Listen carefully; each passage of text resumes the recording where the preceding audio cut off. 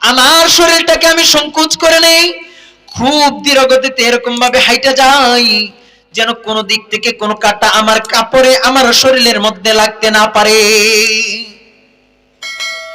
উবাই ডাক দিয়ে বলেন, ওগো ওমর, এটার নাম হলো ইত্তাকি, এটার নাম হলো ইত্তাকুল্লাহ। দুনিয়াটা হলো এরকম কাটা যুক্ত গাছের একটা সুরঙ্গ পথ। এই পথের মধ্য দিয়ে আপনার চলতে হবে। চতুর্দিক থেকে আপনি রাস্তায় বের হবেন, চতুর্দিক থেকে গানের আওয়াজ। ঘর থেকে বের হবেন, বেগানা নারীর ছবি, বেগানা নারী নাচতেছে। ঘরের ভিতরে সাবান কিনে নিয়ে আসবেন, শ্যাম্পু কিনে নিয়ে আসবেন, সেটার মধ্যেও নারীর ছবি। যেখানে যাবেন সেখানেই কবিরা গুনাহ। এই যে কবিরা গুনাহগুলো চতুর্দিক থেকে আপনার চারপাশকে বেষ্টন করে আছে, এরকম কাটা যুক্ত গাছ হলো এই কবিরা গুনাহগুলো।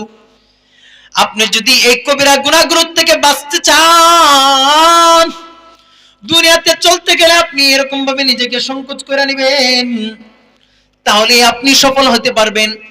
তো এটাই হবে ইত্তাকুল্লাহ। আমার সময় শেষ, তো একটা শব্দ নিয়ে একটু আলোচনা করেছি, ইত্তাকুল্লাহ। ওয়াবতাগু ইলাইহিল ওয়াসিলা। আল্লাহ বলতেছেন দ্বিতীয় গুণ হলো আল্লাহকে পাওয়ার জন্য মধ্যস্থতা তালাশ করো, ওসিলা তালাশ করো। আল্লাহকে পাওয়ার ওসিলা কিভাবে হবে? আল্লাহ বেশি বেশি আল্লাহ তাআলার জিকির করেন, তাসবিহ তাহলিল পড়েন। এই যে এই সমস্ত ওয়াজ মাহফিল যেখানে কোরআনের ব্যাপক তাফসীরের আলোচনা হয়, যেখানে গেলে দিল নরম হয়, এমন ওয়াজ মাহফিলের আয়োজন নিজেরাও করেন এবং এমন ওয়াজ মাহফিলের আয়োজনে আয়েশা বৈশা নিজেদের দিলটাকে ঠিক করেন, ইসলামের জন্য প্রস্তুত করেন। ওয়াবতাগু ইলাইহিল ওয়াসিলা, আল্লাহকে পাওয়ার জন্য ওসিলা মধ্যস্থতা তালাশ করেন। আল্লাহকে পাওয়ার জন্য কোন একজন হক্কানি আল্লাহ ওয়ালার হাতে হাত রেখে বায়াত হয়ে যান।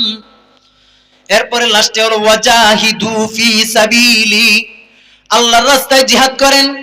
এই কাজগুলো যদি, এই গুণগুলো যদি অর্জন করতে পারেন, আল্লাহ পাক রব্বুল আলামিন বলেন